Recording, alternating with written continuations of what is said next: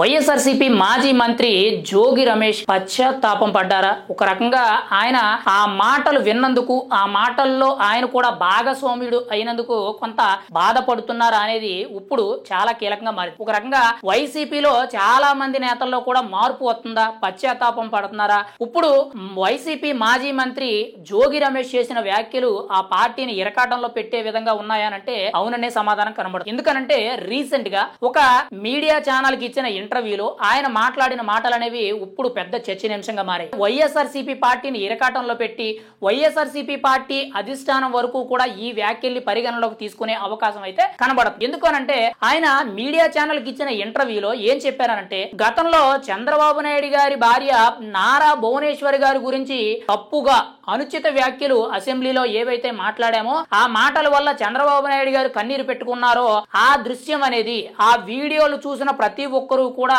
మమ్మల్ని నిలదీయడం జరిగింది.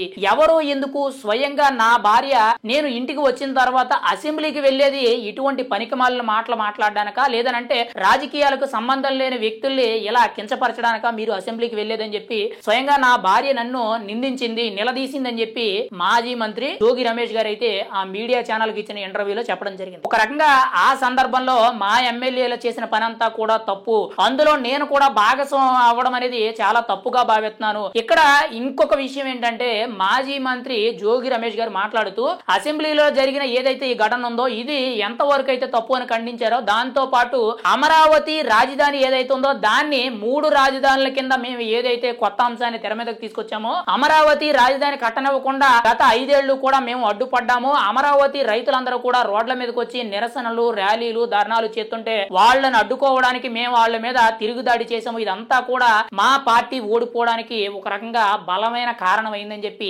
స్వయంగా మాజీ మంత్రి జోగి రమేష్ చెప్పడం జరిగింది. ఇక్కడ మరి ఆయన పశ్చాత్తాపంతో ఈ వ్యాఖ్యలు చేశారా, లేదు అనంటే ఆయన వాస్తవాలు తెలుసుకున్నారా, ఆయన కొంత రియాలిటీలోకి వచ్చి నిజానిజాలన్నీ కూడా అర్థం చేసుకొని మనం రాజకీయాల్లో ఏ విధంగా మెలిగి ఉండాలనేది కొంత తెలుసుకున్నారా అనేది తెలియవలసి ఉంది. ఎందుకనంటే గతంలో ఇప్పుడు ఏదైతే జోగి రమేష్ గారు పశ్చాత్తాపం కింద ఇటువంటి వ్యాఖ్యలు చేసి ఆయన తన పార్టీని కొంత ఇరకాటంలో పెట్టే విధంగా మాట్లాడుతున్నారు, ముఖ్యంగా చంద్రబాబు నాయుడు గారిని అమరావతిని ఉద్దేశిస్తూ ఆయన కొంత పాజిటివ్ గా మాట్లాడుతున్నారు. గతంలో ఇదే మనిషి గతంలో ఆయన కొన్ని పబ్లిక్ గా మీటింగ్స్ మీద ఓపెన్ గా చంద్రబాబు నాయుడు గారి గురించి, పవన్ కళ్యాణ్ గురించి, నారా లోకేష్ గురించి చాలా నీచాతి నీచంగా చిత్తకార్చిన కుక్కలు అనే విధంగా చాలా నీచంగా మాట్లాడడం జరిగింది. మరి అప్పటికి ఇప్పటికీ కూడా ఆయనలో కొంత మార్పు వచ్చిందనేటట్టు ఇప్పుడు మీడియా వర్గాల్లో సమాచారం. ఎందుకనంటే 2024 ఎన్నికల తర్వాత ఆయన కొడుకు జోగి రాజీవ్ ఎవరైతే ఉన్నారో ఆయన మీద ఈ అగ్రిగోల్డ్ భూములు ఏవైతే ఉన్నాయో ఆ భూములకు సంబంధించిన కేసులో దాదాపుగా 1.5-2 నెలల పాటు కూడా విజయవాడ సబ్ జైల్లో ఆయన అయితే ఉండడం అయితే జరిగింది. ఆ తర్వాత కొద్ది రోజుల కిందట కూడా చూసుకుంటే ఆయన టీడీపీలోకి వెళ్తారు, లేదా జనసేనలోకి వెళ్తారు, లేదా బీజేపీలోకి వెళ్తారు. ఏది ఏమైనా సరే ఆయన వైఎస్ఆర్సీపీ పార్టీకి దూరం అవుతున్నారు. ఆయన పార్టీ కార్యక్రమాల్లో ఎక్కడా కూడా హాజరు కావట్లేదు. ఆయన ఈ కేసుల నేపథ్యం నుంచి బయటపడాలన్నా కానీ, ఆయన మీద వస్తున్న ఆరోపణలు కానీ, ప్రజా వ్యతిరేకత తిరిగి కొట్టాలన్నా, రాజకీయ భవిష్యత్తు కనబరుచుకోవాలన్నా కానీ ఖచ్చితంగా ఆయన కూటమిలో ఏదో ఒక పార్టీలో చేరాలి, ముఖ్యంగా టీడీపీలోకి చేరితే మంచిదే అనే విధంగా ఆయన శతవిధాలుగా ప్రయత్నం చేయడం జరిగింది. ఆయన ఎన్ని ప్రయత్నాలు చేసినా కానీ ఆయనకి ఎక్కడా కూడా ఇంత రవ్వ కూడా అవకాశం దొరకలేదు. కానీ తాజాగా ఒక మీడియా ఛానల్ కి ఇచ్చిన ఇంటర్వ్యూలో ఆయన 2 నిజాలు, ఒకటి అసెంబ్లీ సాక్షిగా చంద్రబాబు నాయుడు గారిని ఏదైతే ఏడిపించారో, నారా భువనేశ్వర్ గారి గురించి తప్పుడు మాటలు మాట్లాడారో అది తప్పు అని చెప్పి ఖండించారు. రెండోది 3 రాజధానులు అనే కాన్సెప్ట్ అనేది కరెక్ట్ కాదు, ఇంకెప్పుడు కూడా 3 రాజధానులు అంశం అనేది తెర మీదకి తీసుకురాము. రాబోయే రోజుల్లో ఒకవేళ జగన్మోహన్ రెడ్డి గారు ముఖ్యమంత్రి అయితే అసలు 3 రాజధానులు అనేది ఉండదు, అమరావతినే కంటిన్యూగా అభివృద్ధి చేసుకుంటూ వచ్చే బాధ్యత మాది, ఇంకెప్పుడు కూడా అమరావతి మీద